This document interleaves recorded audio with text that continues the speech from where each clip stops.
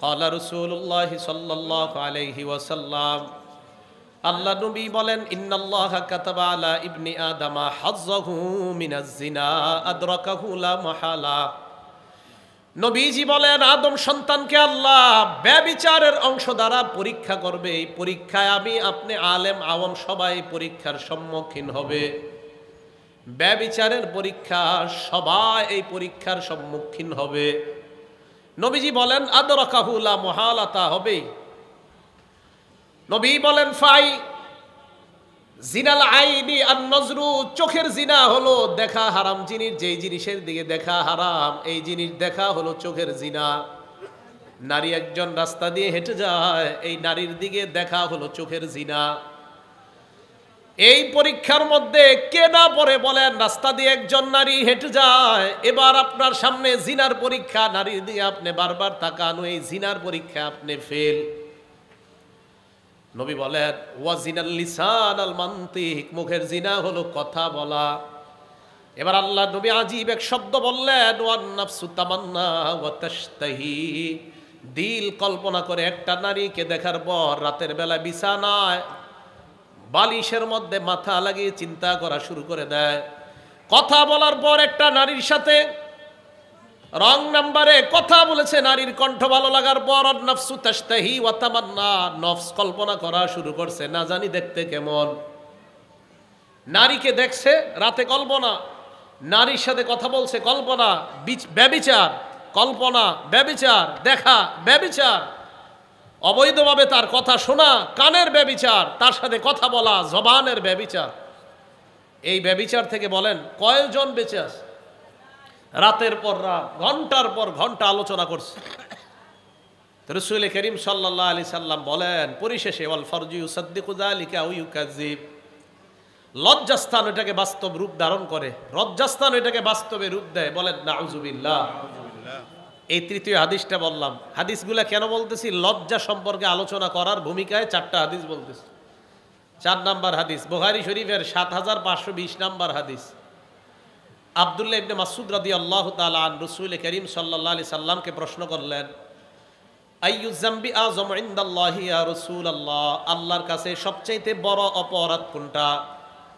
নবীজি জবাব দিলেন, আনতা জাআলা লিল্লাহি নিদ্দান ওয়া হুয়া খালাকাক, আল্লাহ তোমাকে বানাইছেন, আল্লাহর সাথে শিরিক করা সবচেয়ে বড় অপরাধ। আমি প্রশ্ন করলাম, সুম্মা আইয়ুন, হুজুরের পর সবচেয়ে বড় অপরাধ কোনটা? আল্লাহ নবী জবাব দিলেন, আনতা কতুলা ওয়ালাদাকা তাখাফু আইয়াতআমা মাআক, তোমার সন্তান তোমার প্লেটে খাবে এই ভয়ে সন্তান হত্যা করা। সন্তান কি করা? সন্তান হত্যা করেন আপনারা? করেন না? সন্তান হত্যা করেন? হ্যাঁ, সন্তান হত্যা করেন? সামনে যারা মাথা নাড়ান না, হ্যাঁ বা না বলেন, কিছু মাথা নাড়ায় বলেন, ভাই ভাই বলে, করেন না? তো দ্বিতীয় সন্তান 10 বছর কেন হয় না? কি কারণে? কেউ যদি এই কারণে দ্বিতীয় সন্তান না হয় যে আমার টাকা পয়সার অভাব, এই অভাবের কারণে সন্তান নেয় না, তাকে কিয়ামতের মাঠে আল্লাহর কাছে দাঁড়াতে হবে। আল্লাহ বলবে, তুমি সন্তান হত্যাকারীর অপরাধী হিসাবে আমার সামনে দাঁড়াও। এটা দাঁড়াইতে হবে। সত্যি কথা দাঁড়াইতে হবে। এটা কিতাব আছে আজ-জুহদ, 486 নাম্বার পৃষ্ঠা। রাসূল করিম সাল্লাল্লাহু আলাইহি সাল্লাম বলেন, ইন্নাল ওয়ালিদ মাসউলুন আনিল ওয়ালাদ ওয়া ইন্নাল ওয়ালাদা মাসউলুন আনিল ওয়ালিদ, বাবাকে সন্তান, সন্তানকে বাবা সম্পর্কে জিজ্ঞাসা করা হবে। এই জায়গায় ব্যাখ্যায় দেখবেন, সন্তান জীবিত মৃত দুইটার ব্যাপারে জিজ্ঞাসা করা হবে। সন্তান হত্যাকারীর বাবাকেও জিজ্ঞাসা করা হবে, কেন সন্তান হত্যা করলা? আব্দুল্লাহ ইবনে মাসউদ বলেন, আমি প্রশ্ন করলাম 2 নাম্বার সবচাইতে বড় অপরাধ কোনটা? নবী জবাব দিলেন, তোমার সন্তান তোমার প্লেটে খাবে এই ভয়ে সন্তান হত্যা করা।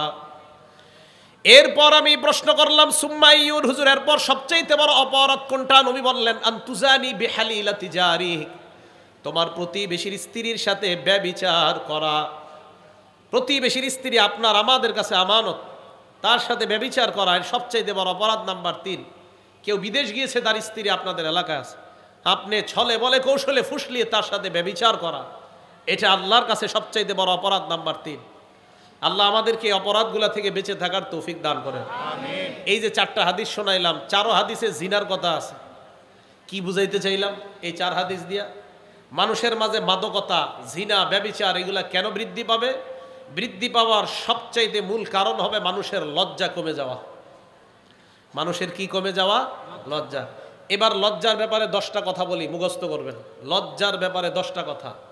1, ওয়াহাব ইবনে মুনাব্বিহ রহমতুল্লাহি আলাইহি বলেন, আল ঈমানু উরিয়ান, ঈমান হলো একটা খোলা জিনিস। লিবাসুহু আত-তাকওয়া, ঈমানের পোশাকের নাম হলো আল্লাহকে ভয় করা। ওয়া জিনাতুহু আল হায়া, ঈমানের সৌন্দর্যের নাম হলো লজ্জা। যার যত বেশি লজ্জা তার ঈমান তত সুন্দর। যার যত বেশি তাকওয়া তার ঈমানের পোশাক হয়ে যায়, আর যার যত বেশি লজ্জা হয় তার ঈমানের সৌন্দর্যতা বেড়ে যায়। ঈমানের পোশাক আল্লাহকে ভয় করা, ঈমানের সৌন্দর্য লজ্জাশীলতা অর্জন করা। আল্লাহ আমাদের সকলকে লাজুক বানায়, লাজুক হওয়ার তৌফিক দান করেন। 2, মান কাসাহুল হায়া সাওবা লাম ইয়ারান নাস আইবা, আমার আপনার আমাদের মাঝে যাদের যত বেশি লজ্জা, মানুষের থেকে আল্লাহ তার দোষ তত বেশি আড়ালে থাকবেন। আমার আপনার মাঝে যাদের যত বেশি লজ্জা তাদের দোষ তত বেশি আল্লাহ আড়াল করে রাখবেন। লাম ইয়ারান নাস আইবা, মানুষ তার দোষ দেখবে না। 3, প্রত্যেকটা ধর্মের একটা স্বতন্ত্র বৈশিষ্ট্য আছে। ইবনে মাজাহ হাদিস নাম্বার 4181 নাম্বার হাদিস। ক্বালা রাসূলুল্লাহ সাল্লাল্লাহু আলাইহি ওয়াসাল্লাম, আল্লাহ নবী বলেন, ইন্না লিকুল্লি দীনিন খুলুকা ওয়া খুলুকুল ইসলামি আল হায়া। নবীজি বলেন প্রত্যেক ধর্মের একটা স্বতন্ত্র বৈশিষ্ট্য আছে, ইসলামের স্বতন্ত্র বৈশিষ্ট্যের নাম হলো লজ্জা। ভালো করে মনে রাখবেন, লজ্জা ইসলামের স্বতন্ত্র বৈশিষ্ট্য। আপনার যদি লজ্জা থাকে বুঝতে হবে আপনি ইসলামের স্বতন্ত্র বৈশিষ্ট্যের অধিকারী হলেন। 4 নাম্বার, লজ্জা ঈমানের অঙ্গ। মুসলিম শরীফের হাদিস নাম্বার 59 নাম্বার হাদিসের বর্ণনা। ক্বালা রাসূলুল্লাহ সাল্লাল্লাহু আলাইহি ওয়াসাল্লাম, আল্লাহ নবী বলেন, আল ঈমানু বিদউ ওয়া সাবউনা আও বিদউ ওয়া সিত্তুনা শুবা, ঈমানের 70টা অথবা 60টা শাখা। ফাআফযালুহা কাউলু লা ইলাহা ইল্লাল্লাহ, সবচাইতে শ্রেষ্ঠ শাখা হলো লা ইলাহা ইল্লাল্লাহ। ওয়া আদনাহা ইমাতাতুল আযা আনিত তরিক, সবচাইতে ছোট শাখা হলো রাস্তা থেকে কষ্টদায়ক বস্তু সরায়া দেওয়া। রাস্তা থেকে কষ্টদায়ক বস্তু সরান আপনারা। এই জায়গায় একটা হাদিস শুনেন, বুখারী শরীফের 52 নাম্বার হাদিস। ক্বালা রাসূলুল্লাহ সাল্লাল্লাহু আলাইহি ওয়াসাল্লাম, আল্লাহ নবী বলেন, বাইনামা রাজুলুন ইয়ামশি বিতরিক ফাওয়াজাদা গুসনা শাওকিন আলা তরিক ফাআখারা, রাস্তা দিয়ে আপনি হাঁটছেন, হঠাৎ ইটের একটা টুকরা পাইলেন, একটা কাঁটা পাইলেন, একটা সুই পাইলেন, কষ্টদায়ক বস্তু পাইলেন, কলার সিলকা পাইলেন। কলার সিলকা আপনি সরায়া দিলেন, ইটের টুকরা আপনি সরায়া দিলেন, কাঁটা আপনি সরায়া দিলেন। নবীজি বলেন, শাকারাল্লাহু লা, আল্লাহ তার প্রতি সন্তুষ্ট হয়ে যায়। ওয়া গফারালা, আল্লাহ তার আগের সব গুনাহগুলো মাফ করে দেয়। ইটের টুকরা সরায়া দেন রাস্তা থেকে, রাস্তায় হাঁটতেছেন, এগুলা পাইলে সরায়া দেন। এটা খুব ফজিলতের কাজ। নবীজি হাদিসের শেষে বলেন, বুখারীর হাদিস শোনাইলাম, আবার মুসলিমের হাদিসে আসেন। মুসলিমের হাদিসের শেষে বলেন, ওয়াল হায়াউ শু'বাতুম মিনাল ঈমান, লজ্জা ঈমানের অঙ্গ। লজ্জা কিসের অঙ্গ? ঈমানের অঙ্গ। এবার দেখেন কি কয়, আমার 2 আঙ্গুলের দিকে তাকান। এখন একটা হাদিস শোনাবো, কিতাবের নাম আল জামিউস সগীর, হাদিস নাম্বার 1959 নাম্বার হাদিস, 1959। এই 2 আঙ্গুল মিলে আছে না? এটার নাম লজ্জা, এটার নাম ঈমান, অথবা এটার নাম ঈমান, এটার নাম লজ্জা। এবার আপনাদেরকে প্রশ্ন করি, একটা ঈমান আর একটা লজ্জা মিশে আছে না আলাদা? বলেন তো, ঈমান আর লজ্জা মিশে আছে না আলাদা? এবার দেখেন নবীজি কি বলেন, ইন্নাল হায়া ওয়াল ঈমান কুরিনা জামিআ। নবীজি বলেন ঈমান আর লজ্জা এইভাবে 2টা মিশে থাকার জিনিস। ঈমান আর লজ্জা এইভাবে মিশে থাকবে, 2টা একটা আরেকটার সাথে থাকবে। এবার বলেন মিশে আছে না আলাদা? নবীজি বলেন, ফাইদা রুফিআ আহাদুহুমা, একটা যদি উঠে যায়, রুফিআল আখর, আরেকটা আস্তে আস্তে উঠে যায়। আপনার লজ্জা যত কমবে ঈমান তত উঠে যাবে। এই দেখেন, ঈমান আর লজ্জা এইভাবে থাকবে। আপনার লজ্জা কমতেছে, এই যে আস্তে আস্তে ফাঁকা হচ্ছে, আরো কমতেছে, ফাঁকা হয়ে গেছে, আরো কমতেছে, আরো ফাঁকা, আরো কমতেছে, আরো ফাঁকা, এক পর্যায়ে বেঈমান হয়ে যাবেন। লজ্জা ঈমান একসাথে থাকবে। করি না, ফাইদা রুফিআ আহাদুহুমা রুফিআল আখার, একটা উঠে গেলে আরেকটা উঠে যায়। আল্লাহ আমাদের সকলকে ঈমানের পাশাপাশি লজ্জাশীলতার গুণে বেশি গুণান্বিত হওয়ার তৌফিক দান করেন। আমিন। 6 নম্বর, যে ব্যক্তি যত বেশি লাজুক হবে ওই ব্যক্তি তত দ্রুত আল্লাহর জান্নাতের মেহমান হবে। তিরমিজি শরীফ হাদিস নাম্বার 2009 নম্বর হাদিস। ক্বালা রাসূলুল্লাহ সাল্লাল্লাহু আলাইহি ওয়াসাল্লাম, আল্লাহ নবী বলেন, আল হায়াউ মিনাল ঈমান ওয়াল ঈমানু ফিল জান্নাহ। দেখেন এবার, এটার নাম জান্নাত, এটার নাম ঈমান, এটার নাম লজ্জা। এই দেখেন, এটার নাম জান্নাত, এটার নাম ঈমান, এটার নাম লজ্জা। নবীজি বলেন, লজ্জা ঈমানের অঙ্গ। লজ্জা যত তোমার বাড়বে, ঈমানের পাওয়ার তত বাড়বে, তত দ্রুত জান্নাতে যাইবা। জান্নাত, ঈমান, লজ্জা, ঈমান, লজ্জা, ঈমান, জান্নাত। লজ্জা যত বেশি হবে, ঈমানের পাওয়ার বাড়বে, জান্নাতে তত দ্রুত যাবেন। আল বাযাউ মিনাল জাফা ওয়াল জাফাউ ফিন নার। নির্লজ্জতা খারাপ স্বভাবের অন্তর্ভুক্ত, আর খারাপ স্বভাবওয়ালা যত বেহায়া হবে, নির্লজ্জ হবে, তত দ্রুত জাহান্নামে যাবে। নাউজুবিল্লাহ। তাহলে ঈমানের পাওয়ার বাড়ে লজ্জার কারণে, আর যত ঈমানের পাওয়ার বাড়বে তত দ্রুত জান্নাত। সুবহানাল্লাহ। 7 নাম্বার, যেই ব্যক্তি যত বেশি লাজুক আল্লাহ তাকে ভালোবাসে।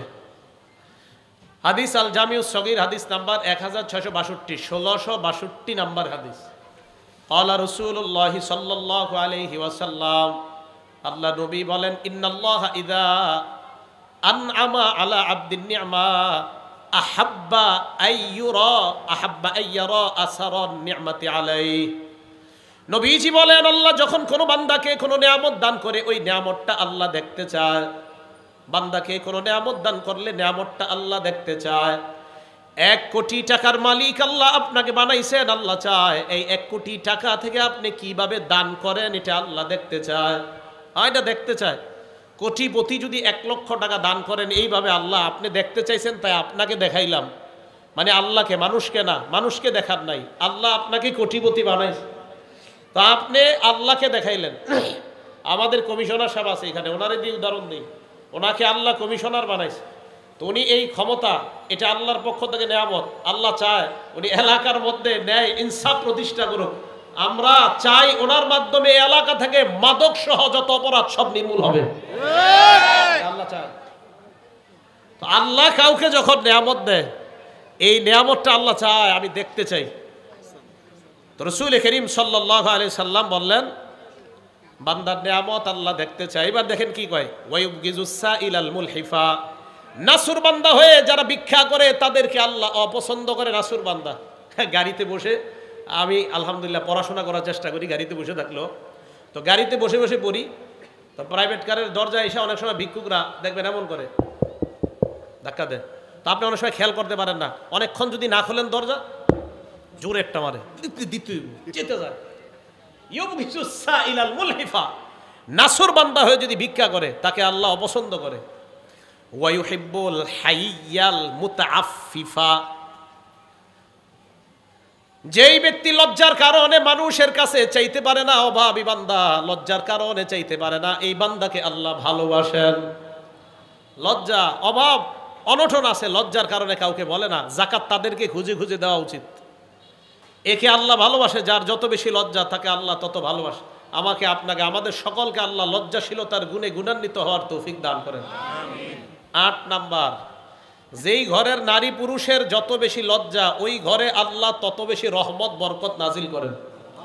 বুখারী শরীফ হাদিস নাম্বার 6117 নাম্বার হাদিস। ক্বালা রাসূলুল্লাহ সাল্লাল্লাহু আলাইহি ওয়াসাল্লাম, আল্লাহ নবী বলেন, আল হায়াউ লা ইয়াতি ইল্লা বিখাইর। নবীজি বলেন, লজ্জা এমন একটা স্বভাব, এমন একটা গুণ, যেই ঘরের মধ্যে যত বেশি লজ্জা, যত বেশি লাজুকতা, ওই ঘরের মধ্যে ওই লজ্জা নামক গুণটা তত বেশি আল্লাহর পক্ষ থেকে কল্যাণ আর বরকত নিয়ে আসে। লজ্জা যত বেশি, ওই ঘরে রহমত বরকত তত বেশি হবে। ছেলে লাজুক, মেয়ে লাজুক, বাবা লাজুক, বউ লাজুক, সবাই লজ্জাশীল ঘরের মধ্যে লজ্জার কারণে গুনাহ করে না, ওই ঘরে আল্লাহ তত বেশি রহমত বরকত নাজিল করেন। 9 নাম্বার, বুখারী শরীফ হাদিস নাম্বার 6120 নাম্বার হাদিস। আমাদের নবীর আগে যত নবী, সব নবীরা সহ, আমাদের নবী সহ সমস্ত নবীরা উম্মতকে একটা কথা বলছে, কি? ক্বালা রাসূলুল্লাহ সাল্লাল্লাহু আলাইহি ওয়াসাল্লাম ইন্না মিম্মা আদরাকান নাস মিন কালামিন নুবুওয়াতিল উলা ইযা লাম তাস্তাহি ফাসনা মা শিতা। সব নবীরা তার উম্মতকে বলছে তোমার লজ্জা না থাকলে তোমার যা মন চায় তুমি তা করো, লজ্জা না থাকলে তুমি 3 কোয়ার্টার পরবা, ভালো 3 কোয়ার্টার ঠিক আছে, লজ্জা না থাকলে এরপরে 2 কোয়ার্টার, এটা একটু খারাপ। হ্যাঁ, এরপরে উঠতে উঠতে এতটুকু প্যান্ট পরে। 18-19 বছরের ছেলেরা সমাজে এতটুকু প্যান্ট পরে কিনা? আরে আছে কিনা? এটা জায়েজ নাই ভাইও, যুবক ভাইয়েরা এতটুকু প্যান্ট পরেন না, এটা অন্যায়, এটা না জায়েজ। আর আপনারা যাদেরকে আইডল মনে করেন, যাদেরকে অনুসরণীয় ব্যক্তিত্ব, নায়ক নায়িকা মনে করেন, এই নায়ক নায়িকারা এরার পোশাক কি বড় হয় না ছোট হয় দিন দিন বলেন? তো এই কথা স্পষ্ট, যাদের পোশাক যত কমবে, মেয়েদের পোশাক যত কমবে, ছেলেদের পোশাক যত হাঁটুর উপরে উঠবে, মেয়েদের পোশাক আরো যত কমবে, ওই মেয়ে ওই ছেলে পুরা দুনিয়ার ভিতরে সবচেয়ে বেহায়া নির্লজ্জ, এতে কোনো সন্দেহ নাই। সে যে হোক বেহায়া, এতটুকু প্যান্ট কিভাবে পরে? আমি তো অবাক হয়ে যাই, হাউ ইজ ইট পসিবল, এটা কিভাবে সম্ভব? একটা ছেলে 18-19 বছর বয়স, ও কিভাবে এটা পরে? তো শরম লজ্জার ব্যাপার। এর কি শরম করে না? হুজুর কোনো ব্যাপার না, ইটস আ রিডিকিউলাস ম্যাটার, এটা একটা হাস্যকর ব্যাপার হুজুর। না তোমার শরম করে না ইংলিশ মারাও আর প্যান্ট এই জায়গায় পরো? 18-19 বছর বয়স প্যান্ট পরে, তো নির্লজ্জতায় বেহায়া। ভাইও মনে রাখবেন, আপনার বয়স বালেগ হওয়ার পরে আপনি প্যান্ট পরা এটা হারাম, এটা জায়েজ নেই। আপনি কিভাবে হাঁটু দেখান? তো রাসূল করিম সাল্লাল্লাহু আলাইহি সাল্লাম বলেন, লজ্জা যখন না থাকে তোমার যা মন চায় তা করো। আল্লাহ আমাদেরকে হেফাজত করেন। তিরমিজি শরীফের 1080 নম্বর হাদিস, ক্বালা রাসূলুল্লাহ সাল্লাল্লাহু আলাইহি ওয়াসাল্লাম, আল্লাহ নবী বলেন, আরবাউম মিন সুনানিল মুরসালিন, সমস্ত নবীদের সুন্নত 4টা। দুনিয়ার মধ্যে যত নবী রাসূল সবার সুন্নত হলো 4টা। সামনে ওলামারা ছাড়া অন্যরা বলেন তো সমস্ত রসুলের সুন্নত কয়টা? আরো জোরে। 1 নাম্বার আল হায়া, লজ্জা। 1 নাম্বার আল হায়া, লজ্জা। এই হাদিস নিয়ে আমি ভাবি যে সব রসুলের সুন্নত 4টা, 1 নাম্বারটাই লজ্জা। 1 নাম্বার লজ্জা। 2 নাম্বার আরো তাআত্তুর, আতর, সুগন্ধি মাখা। 3 নাম্বার আরো সিওয়াক, মেসওয়াক করা। 4 নাম্বার আর নিকাহ, বিয়ে করা। কয়টা সুন্নত? 4টা। ওলামায়ে কেরাম ছাড়া অন্যরা বলেন 1, 2 আতর, 3, 4 বিয়ে করা। মনে থাকবে তো? আলেমদের তো মনে থাকবে, ওনারা পড়ছে। এই জন্য আপনারা যারা সাধারণ, আপনারা বেশি বলবেন ওনাদের চেয়ে। তাহলে সমস্ত নবীদের সুন্নত 4টা। 1 নাম্বার লজ্জা, 2 নাম্বার সুগন্ধি মাখা, 3 নাম্বার মেসওয়াক করা। মেসওয়াক করেন তো সবাই? ইনশাল্লাহর আওয়াজ কম হয়েছে, যাই হোক। তো আচ্ছা আচ্ছা, প্রত্যেক নামাজে মেসওয়াক করা উচিত। 4 নাম্বার ওয়ান নিকাহ, বিয়ে করা। তো 1 নাম্বার লজ্জা। লজ্জাশীলতার গুণে আল্লাহ সকলকে গুণান্বিত হওয়ার তৌফিক দান করে। আমিন। 10, যেই জিনিসের লজ্জা যত বেশি হয় এই জিনিসের সৌন্দর্যতা তত বেড়ে যায়। মন দিয়ে শুনবো। তিরমিজি শরীফের 1974 নাম্বার হাদিস। বাংলাদেশ স্বাধীন হয়েছে কয় সালে? 1971। তিরমিজি শরীফের হাদিস নাম্বারটা 1974। মনে রাখা সহজ না? 1974।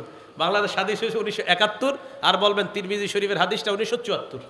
এই হাদিসে নবীজি কি বলে দেখেন, ক্বালা রাসূলুল্লাহ সাল্লাল্লাহু আলাইহি ওয়াসাল্লাম, আল্লাহ নবী বলেন, মা কানাল ফুহশু ফি শাইইন ইল্লা শানা, যেই জিনিসের মধ্যে নির্লজ্জতা, বেহায়াপনা যত বেশি, ওই জিনিসের গন্ধ, ওই জিনিসের ময়লা তত বেশি বেড়ে যায়।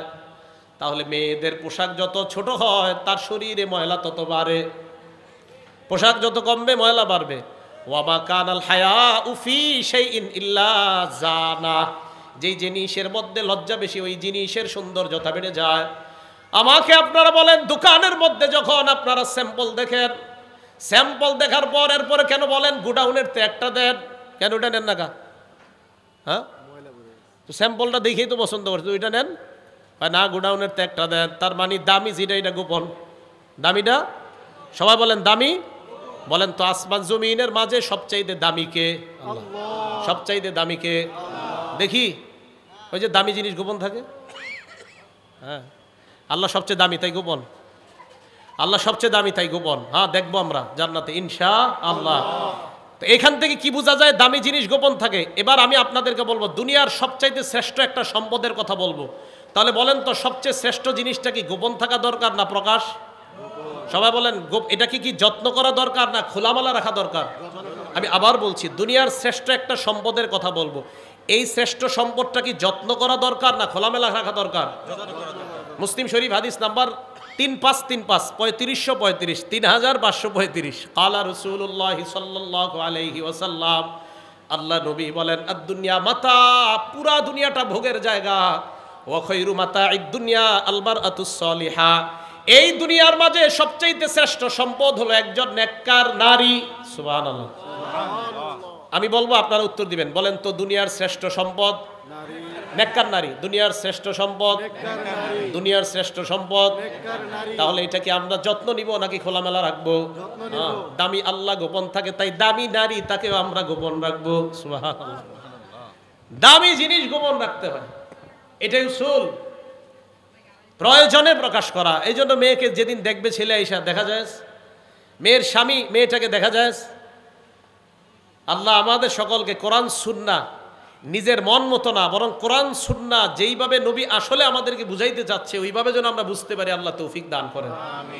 আল্লাহ আমাদের সকলকে তৌফিক দান করেন। কারণ নিজের মন মতো যদি বুঝতে চান তাহলে ঝামেলা আছে। রাসূল করিম সাল্লাল্লাহু আলাইহি সাল্লাম কয়, 4 অবস্থা যখন উম্মতের মাঝে হবে তখন বুঝবা উম্মত ঝামেলার মধ্যে পড়ে যাবে। তিরমিজি শরীফের 3058 নম্বর হাদিস, নবীজি বলেন, তানহাউনা আনিল মুনকার তা'মুরুনা বিল মারুফ, তোমরা নেক কাজের আদেশ অসৎ কাজের নিষেধ করতে থাকবা 4 জিনিস দেখার আগ পর্যন্ত। হাত্তা ইযা রাআইতা শুহান মুতাআ, দেখবা মানুষ কৃপণতার পূজা করে, টাকাটা নিজের কাছে রেখে দেওয়াটা মনে করবে এটাই ঠিক, যাকাত না দেওয়াটা মনে করবে ঠিক। 1 2 নাম্বার হাওয়ান মুত্তাবা, নফসের পূজা করবে মানুষ। 3 নাম্বার দুনিয়া মুআসসারাতা, দুনিয়াকে মানুষ প্রাধান্য দিবে। 4 নাম্বার ওয়া ইজাবা কুল্লি যি রাইন বিরাইহি, প্রত্যেক মানুষ তার মতটাকেই মনে করবে এটাই সঠিক, দুনিয়ার সব ভুল। এই নফস আর মন চাহি জিন্দেগি যখন হবে তখন বুঝবা নেক কাজের আদেশ অসৎ কাজের নিষেধ অন্যদের মাঝে অতটা কাজ হবে না। তো কি করবা তখন? নিজের ঈমান নিজে হেফাজত করার চেষ্টা করবা। ভাই উলামায়ে কেরাম আপনাদের খুব মহব্বত করে, আপনাদেরকে জাহান্নাম থেকে বাঁচাইতে চায়, তাই উলামায়ে কেরামকে শত্রু মনে করবেন না। মাঝে মাঝে উলামায়ে কেরাম কোরআন সুন্নাহ বলতেই থাকে, বলতে দেয়, ও হুজুর খুব ভালো বলে। যেই একদিন হুজুর একটা কথা বলে যেটা আপনার বিরুদ্ধে যায় অথচ আপনি অন্যায় করতেছেন, তখনই বলেন, থুর আজকে আর ভালো লাগে নাই, এটা ঠিক না, এটা আপনি মন চাহি জিন্দেগিতে চললেন, এটা অন্যায়। তাহলে আল্লাহ আমাদের সকলকে কোরআন সুন্নাহ মোতাবেক জীবন পরিচালনা করার তৌফিক দান করেন। একটা কথা গেল, যেই জিনিসের লজ্জা বেশি এই জিনিসের সৌন্দর্য বেশি। এবার আসেন, লজ্জা 4 প্রকার। বলেন লজ্জা কয় প্রকার? 4 প্রকার। 1 আল হায়াউ মিনাল্লাহ, আল্লাহকে লজ্জা পাওয়া। 2 নাম্বার আল হায়াউ মিনাল মালাইকা, ফেরেশতাদেরকে লজ্জা পাওয়া। 3 নাম্বার আল হায়াউ মিনান নাস, মানুষকে লজ্জা পাওয়া। 4 নাম্বার আল হায়াউ মিনান নাফস, নিজেকে লজ্জা পাওয়া। লজ্জা কয় প্রকার? 4 প্রকার। 1 নাম্বার আল্লাহকে লজ্জা পাওয়া, 2 নাম্বার ফেরেশতাকে লজ্জা পাওয়া, 3 নাম্বার মানুষকে লজ্জা পাওয়া, 4 নাম্বার নিজেকে লজ্জা পাওয়া। 1 নাম্বার কাকে লজ্জা পাওয়া? আজকে থেকে 2টা আয়াত সবসময় মনে রাখবেন। আয়াত মনে না রাখলেও চলবে, অর্থ মনে রাখলেই চলবে। প্রথম সূরা আলাক আয়াত নাম্বার 14। আপনি রাস্তা দিয়ে হাঁটছেন, শয়তান আপনাকে গুনাহ করাতে চাচ্ছে, শয়তান আপনাকে এদিক সেদিক নিতে চাইতেছে। আল্লাহ পাক রব্বুল আলামিনের ওই আয়াত সাথে সাথে কানে আনবেন যে আল্লাহ আমাকে বলছে সূরা আলাকের 14 নম্বর আয়াতে, আলাম ইয়ালাম বিআন্নাল্লাহা ইয়ারা, এই বান্দা, এই সে কি জানে না আমি তাকে দেখছি? এই সে কি জানে না আমি তাকে দেখছি? আপনি হাঁটছেন, গুনাহ করতেছেন, আপনি মদের বোতল নিলেন, আপনি মাদক, আপনি নেশা করবেন, আল্লাহ বলছেন, এই বান্দা তুমি কি জানো না আমি তোমাকে দেখছি? আলাম বিআলাম, আল্লাহ দেখছে আমাকে আপনাকে। এই হলো 1 নাম্বার আয়াত। 2 সূরা কফ 16 নম্বর আয়াত, আল্লাহ বলেন, ওয়ালাকাদ খালাকনাল ইনসানা ওয়া না'লামু মা তুওয়াসওয়িসু বিহি নাফসু, আমি মানুষ বানাইলাম, মানুষের অন্তর যা কুমন্ত্রণা দেয় আমি আল্লাহ জানি। আল্লাহ এত কিছু জানে, আমি কথা বলতেছি আরিফ বিন হাবিব, আল্লাহ কয় আমি জানি। এই মুখ বন্ধ, জিহ্বা দিয়ে আল্লাহরে কিছু বলছি, আল্লাহ কয় এটাও জানি। জিহ্বা বন্ধ, ঠোঁট বন্ধ, মনে মনে শুধু কল্পনা করছি, আল্লাহ কয় এটাও জানি, সব জানে। তখন বলেন, ওয়া নাহনু আকরাবু ইলাইহি মিন হাবলিল ওয়ারিদ, তোমার শাহরগ এই দমনীরও আরো নিকটবর্তী আমি আল্লাহ। ভাইও রাস্তা দিয়ে হাঁটার সময় গুনাহ যখন করতে মন চাইবে, চিন্তা করবেন আল্লাহ বলছে, এই বান্দা, আরে তুমি কি জানো না আমি তোমাকে দেখছি? গুনাহ ছেড়ে দেন, আজকে থেকে ছেড়ে দেন না আমি সহ। সবাই ছেড়ে দেই। আল্লাহ বলছে আমি তোমাকে দেখছি, তুমি কি দেখো না? আরে আমি তো জানি সব, তুমি কি করছো, কি ব্যাপার, তুমি কেন গুনাহ করছো? আল্লাহকে লজ্জা পাও। আল্লাহ আমাদের সকলকে আল্লাহকে যেন লজ্জা পাই আল্লাহ তৌফিক দান করেন। এবার আল্লাহকে লজ্জা পাওয়ার একটা দৃষ্টান্ত নেন। ইউসুফ আলাইহিস সালাতু ওয়াস সালাম আর জুলাইখা এক ঘরে। ইউসুফ আলাইহিস সালাম আর জুলাইখা এক ঘরের মধ্যে আছে। ইউসুফ আলাইহিস সালাতু ওয়াস সালাম আর জুলাইখা, আরে ওলামায়ে কেরাম রে খেদমতে লাগাই দিয়েছে। ছাত্র কই? এ বেটা সামনে আসো। আল্লাহু আকবার, আলহামদুলিল্লাহ। রাসূল করিম সাল্লাল্লাহু আলাইহি সাল্লাম হাদিসের মধ্যে আল্লাহকে লজ্জা পাওয়ার ব্যাখ্যাও দিয়েছেন। আগে জানি আল্লাহকে লজ্জা পাওয়ার একটা দৃষ্টান্ত সূরা ইউসুফ আয়াত নাম্বার 23। ইউসুফ নবী আর জুলাইখা এক ঘরের মধ্যে আছে। অগল্লাকাতিল আবওয়াব, দরজা লাগাই দিছে সব। দরজা লাগিয়ে দেওয়ার পর জুলাইখা কয় ক্বালাত হাই তালাক, ইউসুফকে ডাক দিতেছে নিচের দিকে, কুমন্ত্রণা জানায়। ওরা ওয়াদাতুল্লাতি হুয়া ফি বাইতিহা আন নাফসি, ইউসুফ আলাইহিস সালাতু ওয়াস সালামকে ফুসলানো শুরু করলো জুলাইখা। ইউসুফ নবী চিন্তা করে দেখলেন আশেপাশে দরজা বন্ধ, জানালা বন্ধ, কেউ নাই। ইউসুফ নবীকে কেউ দেখে না, দেখে কে? আল্লাহ। ইউসুফ নবী বললেন ক্বালা মাআযাল্লাহ, আমি আল্লাহর আশ্রয় চাই। আল্লাহকে লজ্জা পাওয়া, এই জন্য আল্লাহকে লজ্জা পাওয়া এটা খুব জরুরি বিষয়। আল্লাহ আমাদের সকলকে আল্লাহকে যেন আমরা লজ্জা পাই আল্লাহ তৌফিক দান করেন। তাহলে আল্লাহকে লজ্জা পাওয়ার এক নম্বর প্রকার আল্লাহকে লজ্জা পাওয়া। আল্লাহকে লজ্জা পাওয়ার আবার চার অর্থ। লজ্জা কয় প্রকার? চার প্রকার। এক, আল্লাহকে লজ্জা পাওয়া। আল্লাহকে লজ্জা পাওয়া আবার চার অর্থ। তিরমিজি শরীফ হাদিস নাম্বার 2458, 2458 নাম্বার হাদিস। ক্বালা রাসূলুল্লাহ সাল্লাল্লাহু আলাইহি ওয়াসাল্লাম, আল্লাহ নবী বলেন ইস্তাহিউ মিনাল্লাহি হাক্কাল হায়াত, তোমরা আল্লাহকে যথাযথভাবে লজ্জা পাও। সাহাবারা বললেন ইন্না লানাস্তাহি মিনাল্লাহি ওয়ালহামদুলিল্লাহ, হুজুর আমরা তো আল্লাহকে লজ্জা পাই। আল্লাহকে লজ্জা পাওয়ার আবার কি অর্থ? নবীজি বললেন আল্লাহকে লজ্জা পাওয়ার অর্থ হলো চারটা। এক নাম্বার আন তাহফাজুর রাসা ওয়া মা ওয়া, তোমার মাথা আর মাথার আশেপাশে যা এইগুলা তুমি গুনাহ থেকে বাঁচাইবা। আন তাহফাজুর রাসা ওয়া মা ওয়া, মাথা, মাথার আশেপাশে চোখ, নাক, কান, মুখ গুনাহ থেকে বাঁচাও। এক। দুই, ওয়াল বাতনা ওয়া মা হাওয়া, পেট আর পেটের আশেপাশে যা এগুলা গুনাহ থেকে বাঁচাও। লজ্জাস্থান, পা, এগুলা গুনাহ থেকে বাঁচাও। তাহলে কমপ্লিট পুরা শরীর গুনাহ থেকে বাঁচানো। এক, মাথা, মাথার আশেপাশে যা আছে। নজরের গুনাহ করা যাবে না, মুখ দিয়ে মিথ্যা কথা বলা যাবে না। ভাইও এই জবানের কারণে আমাদের বেশিরভাগ মানুষ জাহান্নামী হবে, বলেন নাউজুবিল্লাহ। তিরমিজি শরীফের 2616 নম্বর হাদিস, 2616 নম্বর হাদিস।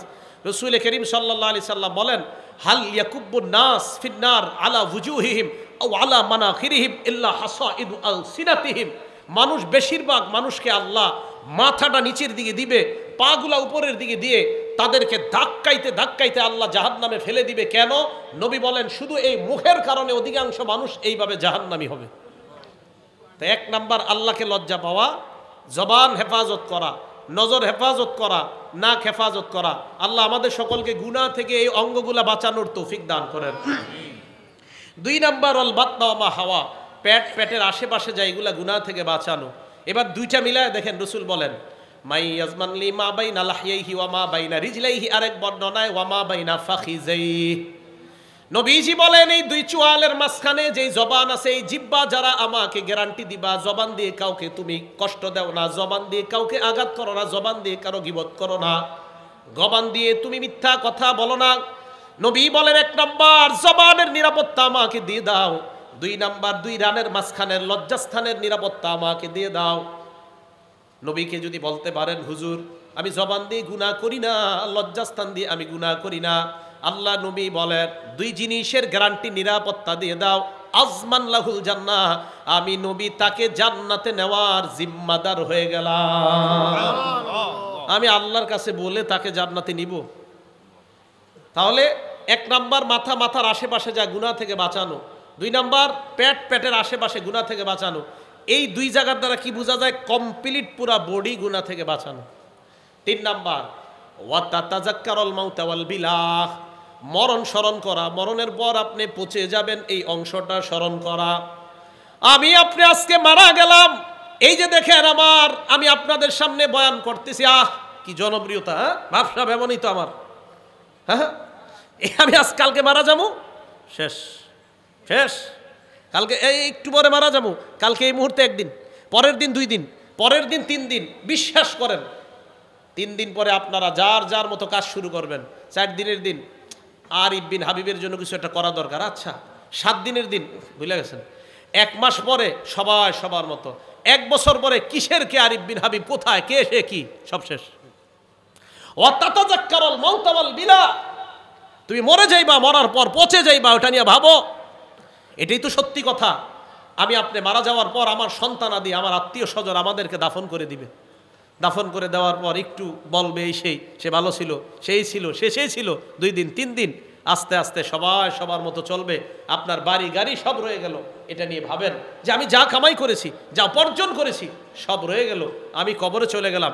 ভাইও আজকে থেকে ভাবেন, আজকে রাতে মাথাটা বালিশে লাগান, একটু সময়ের জন্য ল্যাপটা মুড়ি দেন, কম্বলটা মুড়ি দিয়ে চোখটা খোলেন, দেখবেন আপনি অন্ধকার, কিছু দেখা যায় না। চোখ খোলেন, ল্যাপ মুড়ি দিয়ে, কাঁথা মুড়ি দিয়ে চোখ খোলেন, লাইট অফ, দেখবেন কিচ্ছু দেখা যায় না। তখন ভাববেন, আচ্ছা আমার লাশটা কবরে রাখলো কামরাঙ্গীচরের জনগণ, রাখার পর আমার লাশের উপরে বাঁশ দিল, বাঁশ দেওয়ার উপরে আবার মাটি দিল, আচ্ছা আমি তো কিছু দেখতে পাবো না, আচ্ছা অন্ধকার, ব্যাপারটা কি? হ্যাঁ, ইমানদার হলে কবর আল্লাহ আলোকিত বানায় দিবে। ভাই কথাগুলা ভাবেন। নবীজি বললেন আল্লাহকে লজ্জা পাওয়ার 3 নাম্বার অর্থ তাতাযাক্কারুল মাউতা ওয়াল বিলা, তুমি মারা যাইবা এটা চিন্তা করো, পচে যাইবা চিন্তা করো। 4 ওমান আরাদাল আখিরাতা তারাকা জিনাতাদ দুনিয়া, আখিরাতের স্মরণে দুনিয়ার চাকচিক্য বিসর্জন দেওয়া। কামরাঙ্গীচর দিয়ে আপনি হাঁটছেন, হঠাৎ একটা 10 তলা 5 তলা বাড়ির দিকে তাকাইলেন আর চিন্তা করলেন আমারও যদি হইতো, চিন্তা করতেছেন।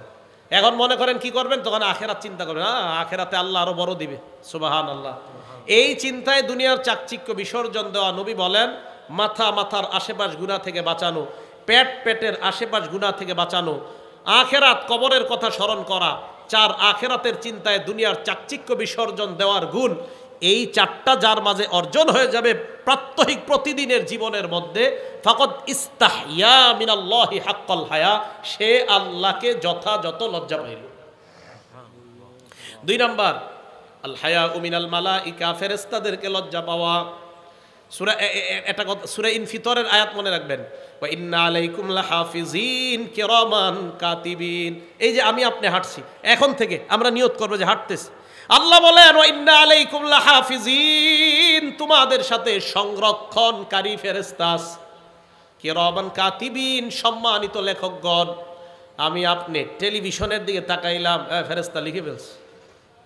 আমি আপনি নারীর দিকে একবার তাকানোর পর নজর নিচের দিকে করলাম, ফেরেশতা গুনাহ লেখে নাই, আবার তাকাইলাম লিখে ফেলছে। প্রথমবার তাকাইলাম, নিচে তাকাইলাম, লিখে নাই, আবার তাকাইলাম, লিখে ফেলছে। ইয়ালামুনা মা তাফআলুন, যা করছো করে ফেলছে। ভাবেন না আজকে থেকে ভাবনাটা, আচ্ছা আল্লাহ আমাকে দেখে, এটাও আবার আল্লাহর লেখকগণ আমার সব কর্মকাণ্ড লিখে ফেলতেছে, ইন্না লিল্লাহ, আমার হবে কি? আল্লাহ বলে কি আর হবে? 15 নাম্বার পারা 2 নাম্বার পৃষ্ঠা খোলো, খোলার পর এটা পড়বা যে আমি আল্লাহ কুল্লা ইনসানিন আলজামনাহু তাইরাহু ফি উনুকি, আমি তোমার গলার মধ্যে ছোট্ট একটা খাতা মেমোরি কার্ড ঝুলিয়ে দিয়েছি। অনুখরিজু লাহু ইয়াউমাল কিয়ামাতি কিতাবা, কিয়ামতের মাঠে আমি আল্লাহ এটা খুলবো। ইয়ালকাহু মানশুরা, বান্দা ওইটাকে দেখতে পাবে খোলা অবস্থায়। দেখার পর কি হবে? আল্লাহ বলেন ওই বান্দা দেখা বলবে মালি হাজাল কিতাব লা ইগাদিরু সগীরাতাও ওয়ালা কাবীরাতান ইল্লা আহসাহা, নাউজুবিল্লাহ, ইন্না লিল্লাহি। আমল নামার কি হলো, ছোট বড় সব দেখি এই জায়গায় লেখা আছে। আল্লাহ আমি ওই দিনে অপরাধটা করছি, এটাও লেখা এই জায়গায়। ভাইও ছাড় দেওয়া হবে না। এই জন্য আমি আপনি যা করছি সব লিপিবদ্ধ হয়ে যাচ্ছে। তবে তাফসীরের কিতাবে আজীব একটা কথা আমি পেয়েছি, প্রতিদিন আমরা যা করি রাতে এটা আল্লাহর কাছে পেশ করা হয়। সহিফা আসছে হাদিসের মধ্যে, পেশ করার পর কি তাফসীরে আসছে, সহিফা পেশ করার পর আল্লাহ প্রথম পৃষ্ঠা খোলে, ওখানে ইস্তেগফার, শেষের পৃষ্ঠা ওখানেও ইস্তেগফার, মাঝখানের গুলা আর দেখে না, আল্লাহ দিয়ে দেয়। ফেরেশতা বলে আল্লাহ লেখলাম তো এত কিছু, আর তো দেখলেন না। এটা তাফসীরের একটা বর্ণনা। এই কথা বলার পর আল্লাহর পক্ষ থেকে বলা হয় আমি তো জানি কি করেছে না করেছে। প্রথম পৃষ্ঠায় ভালো লেখা, শেষ পৃষ্ঠায় ভালো লেখা, মাঝে কিছু ভুলভ্রান্তি বান্দার হয়ে গিয়েছে, আমি আল্লাহ সব মাফ করে দিয়েছি। তো বলতেছিলাম আমার আপনার আমল নামাটা ফজরের মাধ্যমে যেন শুরু হয়, এশার মাধ্যমে যেন শেষ হয় দিনটা। কথা বুঝে আসছে? তাহলে আমাদের আমল নামায় শুরুতে ফজর, শেষে এশা হবে। হ্যাঁ, মাঝের নামাজ তো ছাড়াই যাবে না, বাকি এদিক সেদিকের ভুলগুলা আল্লাহ চাইলে মাফ করে দিবেন। তো বলতেছিলাম ফেরেশতাদেরকে লজ্জা পাওয়া। 2 3 নাম্বার ওয়াল হায়াউ মিনান নাস, মানুষকে লজ্জা পাওয়া। আজীব একটা হাদিস শোনাই মানুষকে লজ্জা পাওয়ার। বুখারী শরীফের 7 নাম্বার হাদিস। দেখেন, আমরা কি মুসলমান না অমুসলমান? সবাই বলেন মুসলমান না অমুসলমান? নবীজির কাছে বাদশাহ হিরাকিলিয়াসের একটা চিঠি গেছে, বাদশার কাছে নবীজির একটা চিঠি গেছে। চিঠির মধ্যে বাদশাহ হিরাকিলিয়াসকে আল্লাহ রসুল দাওয়াত দিছি ইসলামের দিকে। আদউকা বিদিআয়াতিল ইসলাম, আমি আপনাকে ইসলামের দাওয়াত দিছি। আসলিম তাসলাম, ইসলাম গ্রহণ করেন, নিরাপত্তা লাভ করবেন। যদি আপনি ইসলাম গ্রহণ না করেন ফাইন্না আলাইকা ইসমাল আরিসিয়িন, তাহলে আপনার প্রজাদের যত গুনাহ আছে সব আপনার উপর যাবে। কমিশনার সাহেব, আপনার এলাকারে আপনি ঠিক করতে হবে। হ্যাঁ ইনশাল্লাহ, তাহলে আপনি কিন্তু ইনশাল্লাহ লিডিং দিতে পারবেন জান্নাতে যাওয়ার। ইনশাল্লাহ ইনশাল্লাহ ওনার নেতৃত্বে যদি ইনশাল্লাহ এলাকা ঠিক হয়ে যায়, কিয়ামতের মাঠে ইনশাআল্লাহ উনি উপস্থাপন করতে পারবে, আল্লাহ আমি আমার দায়িত্বের আমানত রক্ষা করেছি, এটা বলতে পারবে। এবং এই দায়িত্ব হতে পারে ওনাকে জান্নাতি বানায় দিবে, আমানত রক্ষা করা। তো দেখেন, রসুল করিম সাল্লাল্লাহু আলাইহি সাল্লামের চিঠি গেছে বাদশাহ হিরাকিলিয়াসের কাছে।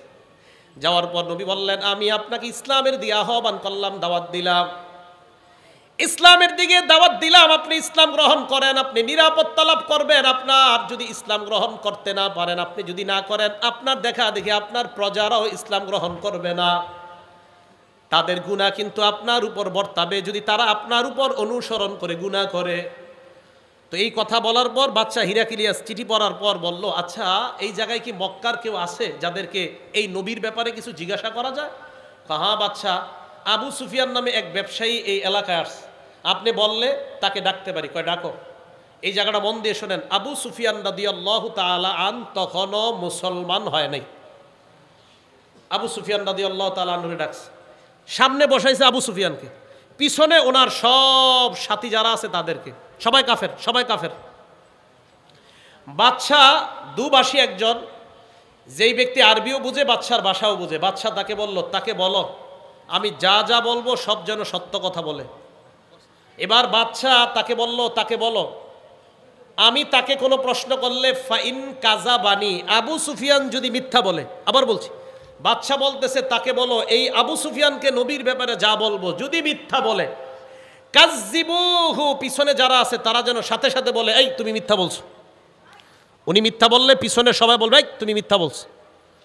তো আবু সুফিয়ান কয়, এই কথা বলার পর ভাই এই জায়গাটা স্বর্ণ অক্ষরে লিখে রাখার মতো, কয় লাউলাল হায়া, লাউলাল হায়া, লাউলাল হায়া মিন আইয়াসিরু আলাইয়া কাদিবান লা কাযাবতু আনহু, আমার ভিতরে এত লজ্জা কাজ করলো, ছি ছি ছি, মুহাম্মদের নামে যদি একটা মিথ্যা বলি মক্কায় যাওয়ার পর আমার পিছে যারা আছে আজকে হয়তো কিছু বলবে না, আমি লিডার দেখা, তখন আমাকে বলবে আবু সুফিয়ান তুমি মুহাম্মদের নামে, তখনও তো তারা মুসলমান না তাই মুহাম্মদ বলছে, মুহাম্মদের নামে তুমি ওই দিন কীভাবে মিথ্যা কথাটা বললা। আবু সুফিয়ান একজন কাফের, তখনও মুসলমান হয় না, তিনি বলেন আমি লজ্জার কারণে যে ছি মানুষ কি বলবে, শুধু লজ্জার কারণে নবীর নামে সেদিন একটা মিথ্যা কথা বলতে পারিনি। বলেন তো একজন কাফের কি কারণে মিথ্যা বলে নাই? লজ্জায়। বলেন একজন কাফের কি কারণে মিথ্যা বলে নাই? আমরা কাফের না মুসলমান? মিথ্যা বলিনি? কি পরিমাণ মিথ্যা বলি দেখছেন, কি আজীব কথা। একজন অমুসলমান লজ্জায় উনি মিথ্যা কথা বলে না। আল্লাহ আমাদের সকলকে লাজুকতা লজ্জার গুণে গুণান্বিত হওয়ার তৌফিক দান করেন। তাহলে মানুষকে লজ্জা পাওয়া জানলাম। 4 আল হায়াউ মিনান নাফস, নিজেকে লজ্জা পাওয়া। নিজেকে লজ্জা পাওয়ার কয়েকটা দৃষ্টান্ত। 1 নাম্বার, নিজেকে লজ্জা পাওয়ার দৃষ্টান্ত, নবীজি সাল্লাল্লাহু আলাইহি ওয়াসাল্লাম এক মাঠের সামনে দিয়ে রওনা করলেন। উলামায়ে কেরাম সহ অন্য যারা আছি, মাদ্রাসার ছাত্র যারা আছি, এই ইবারতটা ভালো করে শুনবো। নাসাই শরীফের 406 নম্বর হাদিস। নবীজি এক ব্যক্তিরে দেখে খোলা মাঠে গোসল করতেছে, খোলা মাঠে গোসল করে। এই দৃশ্য দেখার পর নবী মিম্বরে দাঁড়াইলেন, দাঁড়ানোর পর বললেন, হে জনগণ, ইন্নাল্লাহা হাইয়ুন হালিমুন সিত্তিরুন ইউহিব্বুল হায়া ওয়াস সিতরা বা সাতর। নবী সাল্লাল্লাহু আলাইহি সাল্লাম বললেন, হে জনগণ, আল্লাহ লাজুক, সুবহানাল্লাহ, আল্লাহ হালিম সহনশীল, আল্লাহ সিত্তির মানুষের সব ডাইকা রাখে, আল্লাহ সব ডাইকা রাখে, তোমরা দি সব খুইলা দাও। মানি কই কি এই যে সবার সামনে গোসল করা। তো আমরা যারা গোসল করি অথবা আমরা যারা ছাত্র ভাই আছি, গোসলের ক্ষেত্রে একটু সাবধানতা অবলম্বন করা, গামছা শরীরে রাখা। বোক এই বোক যত বেশি দেখে মানুষ, নজর যদি লেগে যায় মেধা কমতে থাকবে। নজর লেগে যাওয়া হাদিস দ্বারা প্রমাণিত। নজর লেগে গেলে মেধা কমতে থাকে। হ্যাঁ, বিশ্বাস করেন, আমার আপনজনরা ছাড়া গত 15 বছর আমার শরীর কেউ দেখছে কিনা আমার মনে নেই। 15-16 বছর হবে। হ্যাঁ, আমাদের সেগুলা দিশা বলছে, শরীর দেখবে মেধা কমবে, শরীর দেখবে মেধা কমবে। তো বলতেছিলাম, হুজুরে বলছি, হুজুর দলিল কি? বেটা, নজর লাগলে এটা হাদিস দ্বারা প্রমাণিত। নজর কারণে মানুষের শরীর আকর্ষণীয় হয়, এটা ছেলে হোক মেয়ে হোক। একটা ছেলে, হুজুর ছোট ছেলে কি আকর্ষণ? তার শরীর ছোট ছেলের, তার শরীরের মধ্যে আকর্ষণ থাকবে। নজর লেগে গেলে এই নজরের কারণে তার জীবনটা নষ্ট হয়ে যেতে পারে, মেধা কমে যেতে পারে। তাই গার্জিয়ান যারা আছেন, সন্তানদের শরীরের ক্ষেত্রে খুব সতর্ক। বারান্দায় খালি শরীরে দাঁড় করায় রাখবেন না। মাদ্রাসা ছাত্র হোক, স্কুলের ছাত্র হোক, খালি শরীরে বারান্দায় দাঁড় করায় রাখবেন না, অন্যরা যেন আপনার সন্তানের শরীর না দেখে। এই ব্যাপারটা সতর্কতা অবলম্বন করা। নবীজি সাল্লাল্লাহু আলাইহি সাল্লাম বললেন, ফাইদা তাসালা আহাদুকুম, তোমাদের কেউ যখন গোসল করবা, ফালইয়াস্তাতির, একটু পর্দা টর্দা দিয়ে গোসল করো। এইভাবে সবার সামনে গোসল করো মানে কি? তাহলে পর্দা দিয়ে গোসল করা, একটা ঢাকনার মধ্যে গোসল করা, এটা নিজেকেও লজ্জা পাওয়ার মতো। ওখানে তো কেউ আপনাকে দেখবে না। আল্লাহ আমাদের সকলকে এই গুণটা অর্জন করার তৌফিক দান করেন। আরেকটা উদাহরণ দেখি আমরা, আবু দাউদ শরীফের হাদিস নাম্বার 4014 নাম্বার হাদিস। এই হাদিসের মধ্যে একজন সাহাবা আছে, নাম জারহাদ। বলেন কি নাম? জারহাদ। এটা হাসির ঘটনা। জারহাদ রাদিয়াল্লাহু তাআলা আনহু বলেন, জালাসা রাসূলুল্লাহ সাল্লাল্লাহু আলাইহি ওয়াসাল্লাম ইনদানা ওয়া ফাখিজি মুনকাশিফা। জারহাদ রাদিয়াল্লাহু তাআলা আনহু বলেন, আল্লাহর নবী আমাদের সামনে বসা, আমার রান খোলা। জারহাদ রাদিয়াল্লাহু তাআলা আনহু বলেন, আমার রান খোলা, নবী আমাদের সামনে বসা। নবী আমার দিকে তাকায় বললেন, ছি ছি, আমা আলিমতা আন্নাল ফাখিজা আওরা, তুমি কি জানো না রান সতরের অন্তর্ভুক্ত? এই মিয়া, রান ঢাকো। তাহলে এই হাদিস দ্বারা বুঝলাম রান পুরুষের সতর না সতরের বাহিরে, এটা ঢাকতে হবে, না ডাকলে গুনাহ হবে। নবীজি বললেন, আমা আলিমতা আন্নাল ফাখিজা আওরা, এই তুমি জানো না রান ঢেকে রাখতে হয়? আওরত মানে ঢেকে রাখার জিনিস, আওরত মানে ঢেকে রাখার জিনিস, এটা ঢেকে রাখতে হয়, জানো না? এই জন্য মনে রাখবেন, সতর আর আওরতের মধ্যে পার্থক্য কি বলেন তো? সতর আর আওরত, সতর বলা হয়, মনে করেন মা বোনদেরকে দিয়ে বুঝাই, মা বোনদের সতর কোনটা, আওরত কোনটা? মা বোনদের সতর বাবার সামনে যা খোলা রাখা যায়, মামার সামনে যা খোলা রাখা যায়, মায়ের সামনে যা, বাবা ভাইয়ের সামনে যা খোলা রাখা যায়, চাচার সামনে একটা মেয়ে যা খুলতে পারে, এটার নাম সতর। অন্যের সামনে যা খুলতে পারে না মেয়ে, এটার নাম আওরত। তাই অন্য পুরুষের সামনে মেয়ে চেহারা ঢেকে রাখা, এটার নাম আওরত। বাবার সামনে চেহারা খোলা রাখা, এটার নাম সতর। তো কোনো মেয়ে যদি চেহারা খুইলা কোনো শপিং মলে চাকরি করে, এটার নাম কখনো আওরত হবে না, এটা সতর হবে। আর বুঝতে হবে এই মেয়েটাকে, ওই শপিং মলওয়ালা মূলত মেয়ের দুর্বলতার মধ্যে, যে মেয়েটা একটু চাকরি করে টাকা স্বাবলম্বী হোক, এটা যদি তার মাকসাদ হয় এটা ভালো কথা, কিন্তু তার মাকসাদ এটা না। মেয়েকে ওই দোকানে চাকরি দেওয়ার অর্থ, তার মাকসাদ যে এই জায়গায় কাস্টমার আকর্ষণ করা, তার মানে ওই মেয়েটাকে তার দোকানের পণ্য হিসাবে সে ব্যবহার করছে। এটা পণ্য, নারীকে সম্মান দেয় না। এটা যদি সত্যি হয় নারীর প্রতি তার যে না, মেয়েটা অসহায় দুর্বল, একটু টাকা পয়সা পাক, এটা ভালো কথা। কিন্তু যদি না উদ্দেশ্য হয়, তা আপনি তো একটা কালা মেয়ের চাকরি দেন না আপনার শপিং মলে, হ্যাঁ? আপনি একটা কালো মেয়ের চাকরি দেন, অসহায় দুর্বল কালো মেয়ের, তা তো দেন না। আমাদেরকে বুঝান, একটা কালো অসহায় মেয়ে, কি কালো অসহায় মেয়ে নাই বাংলাদেশে? একটা কালো অসহায় মেয়ের চাকরি দেন। ওই দোকানদাতা ভালো করে জানে এরে বসাইলে কাস্টমার আসবে না। তাহলে কি এই মেয়েটারে কি বলেন, তার প্রতি কি আপনার অনুগ্রহ করা হলো না তাকে পণ্য বানানো হলো? হ্যাঁ, মা বোনরা আমার কথা বুঝার চেষ্টা করবেন, এখানে আপনাকে পণ্য বানানো হয়, আপনার সৌন্দর্যতাকে পণ্য বানানো হচ্ছে। তো বলতেছিলাম, রাসূল করিম সাল্লাল্লাহু আলাইহি সাল্লাম বললেন, আমা আলিমতা আন্নাল ফাখিজা আওরা, তুমি কি জানো না রান ঢেকে রাখতে হয়? আল্লাহ আমাদের সকলকে রান সর্ব অবস্থায় যেন আমরা ঢেকে রাখতে পারি, আল্লাহ তৌফিক দান করেন। এবার আবু দাউদ শরীফের 4015 নম্বর হাদিস শোনেন। এই হাদিসটা লিখে রাখার মতো শেষের অংশটা, আগে প্রথম অংশ শোনেন, শেষের অংশটা ঘরে টানায় রাখবেন ডেলি, তাহলে আপনার দ্বারা এই গুনাহ আর হবে না। ক্বালা রাসূলুল্লাহ সাল্লাল্লাহু আলাইহি ওয়াসাল্লাম, আল্লাহ নবী হযরতে আলীকে বললেন, আলী লা তাকশিফ ফাখিজাকা, তুমি তোমার রান কখনো খুলবা না। এরপর নবী বলেন ওয়ালা তানজুর ইলা ফাকিজি হাইয়িন, কোন জীবিত ব্যক্তির রানের দিকে তুমি তাকাইবা না, জীবিত ব্যক্তির রানের দিকে তাকাইবা না। দেশ গ্রামের মানুষ কাঁচা দিয়া খেতে কাজ করে, রে পুরো অবস্থা খারাপ। ওয়ালা তানজুর ইলা ফাকিজি হাইয়িন, তুমি জীবিত ব্যক্তির রানের দিকে তাকাইবা না। আচ্ছা, এটা ভালো কথা, জীবিত ব্যক্তির রান দেখা জায়েজ নেই, বুঝে আসছে। নবী শেষে যেটা বললেন, এটা ঘরে ঠেলি দরজায় টানা রাখবেন, দেখবেন বাইর হইবেন, ঢুকবেন আর দেখবেন। নবীজি বলেন ওয়ালা তানজুর ইলা ফাকিজি মাইয়িতিন, মরা ব্যক্তির রানের দিকেও তাকাইবা না। মরা ব্যক্তির রান দেখতে আল্লাহ নবী নিষেধ করলেন। তাহলে বলেন আমাদের সমাজে যারা জীবিত ব্যক্তি তারা যদি রান দেখায়, এটা কি নির্লজ্জতা কিনা? এটা বেহায়াপনা। নবীজি বললেন জীবিত ব্যক্তির রান দেখো না, পরে কয় মরা ব্যক্তির রানও দেখো না। তাহলে বলেন রান এটা কতটা গুরুত্বপূর্ণ একটা অংশ পুরুষের জন্য। এবার আরেকটা হাদিস বললে গুরুত্বটা আরো বুঝে আসবে। হাদিস নাম্বার আবু দাউদের 4017 নাম্বার হাদিস। এক সাহাবা উনি রসুল করিম সাল্লাল্লাহু আলাইহি সাল্লামের কাছে প্রশ্ন করছেন। এই হাদিসটা হলো এরকম, ওলামায়ে কেরাম খুব এই হাদিসের সাথে পরিচিত। আন বাহজ ইবনে হাকিম আন আবিহি আন জাদ্দিহি, বাহজ ইবনে হাকিম তার আব্বা থেকে, তার আব্বা তার দাদা থেকে। এই হাদিসগুলো প্রায় আসে। তো বাহজ ইবনে হাকিম তার বাবা থেকে, তার বাবা তার দাদা থেকে জিজ্ঞাসা করছে, রসুল করিম সাল্লাল্লাহু আলাইহি সাল্লামকে প্রশ্ন করছে, আওরাতুনা মানাতি মিনহা ওয়া মা নাজার, হুজুর আমরা কাদের সামনে কোন অঙ্গগুলা ঢেকে রাখবো আর কাদের সামনে ঢেকে রাখতে হবে না? নবীজি বললেন ইহফাজ আওরাতাক ইল্লা মিন যাওজাতিক, তোমার বিবি ছাড়া তোমার ঢেকে রাখার অঙ্গ কারো সামনে তুমি খুলবা না। বাবার সামনেও রান খুলবেন না, ভাইয়ের সামনেও রান খুলবেন না, বোনের সামনেও রান খুলবেন না। নবীজি বললেন তোমার বিবি ছাড়া অন্য কারো সামনে যা ঢেকে রাখতে হয় তা খুলবা না। এই কথা বলার পর এখন দেখেন যেটা জিজ্ঞাসা করছে, এটা আমাদের যুবক ভাই যারা আছি, রাত্রে দরজা লাগায় যারা ফেসবুকিং করি, স্ক্রলিং এফবি করি যারা, আপনারা গার্জিয়ান যারা আছেন আপনারা কিন্তু জানেন না, এরা রাত 11টার পরে পড়ালেখার বাহানায় ভিতর দিয়ে দরজা লাগায় কি যে করে আপনিও জানেন না।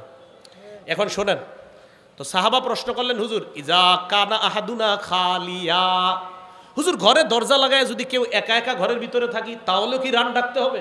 আবার ঘরের ভিতরে একা একা আসি হুজুর তখনও কি রান ঢাকতে হবে? আবার বলছি হুজুর ঘরে একা আসি, এই একা একাও কি আমার রান ঢেকে রাখতে হবে? ঘরে কেউ নাই হুজুর, দরজা লাগানো। নবীজি বলেন ফাল্লাহ আহাক্কু আইয়ুস্তাহইয়া মিন, রাসূল করিম সাল্লাল্লাহু আলাইহি সাল্লাম বলেন মিয়া ঘরে কেউ নাই, আল্লাহ, আল্লাহকে লজ্জা পাওয়া আরো বেশি দরকার তোমার। তাহলে ঘরে একা থাকলে রান খোলা যাবে ইচ্ছা করে? জোরে কয় না, রান ইচ্ছা করে খোলা যাবে না, অনিচ্ছায় হতে পারে। একা ঘরে থাকলে ইচ্ছা করে রান খোলা রাখা যাবে না। আচ্ছা আরেকটা হাদিস বলি, আবু দাউদ শরীফের হাদিস নাম্বার 4018 নাম্বার হাদিস।